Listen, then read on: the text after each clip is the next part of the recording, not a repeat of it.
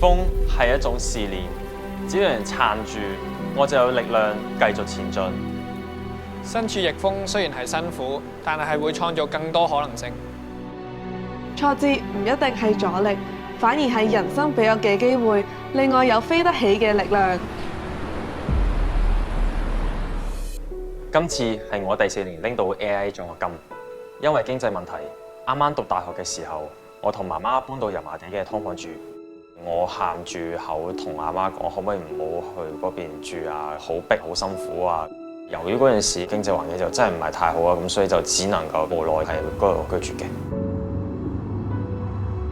中4嗰年，我確診咗先天嘅眼疾，近嘅嘢睇唔清，遠嘅嘢只係見到佢嘅輪廓。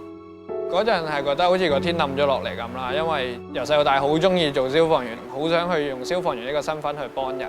知道自己做唔到就好唔開心，好失落，即係有個無力感喺度。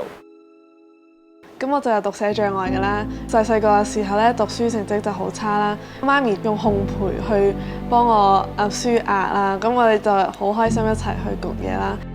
食譜都比較少啲字啦，咁我就好快 get 到，就可以自己整。每次見到佢進步嘅時候，我都覺得好開心。當我覺得人生好似失去咗方向嘅時候，我嘅中學體育老師，我好記得佢講過就係話天道酬勤，最後其實你都會帶到一啲嘢走，你會學到一啲嘢咯。呢個係好緊要。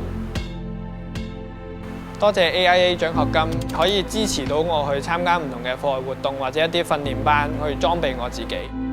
如果我做體育老師，我會想係用運動嘅方式去陪佢哋，可能渡過人生一啲難關啊，咁樣去陪佢哋成長。我克服咗自己嘅難關，佢哋亦都一樣可以。AIA 獎學金嘅支持，令我能夠專注學業，保持好成績以外，仲可以鑽研我最中意嘅烘焙。好開心之前喺唔同嘅烘焙比賽攞到獎，獲得其他人嘅肯定。我希望可以 inspire 到更加多 SEN 嘅同路人啦。我想同佢哋講就係，如果你哋識好善用自己嘅 talent， 其實我哋都可以成為無限嘅可能。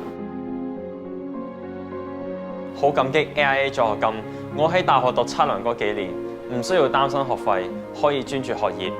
依家我已經成功行出目標嘅第一步，踏入咗測量界，成為見習生。我嘅夢想係為社會規劃更舒適嘅生活空間，令每個人都更幸福。我好感恩有呢個機會，俾我可以乘風啟航。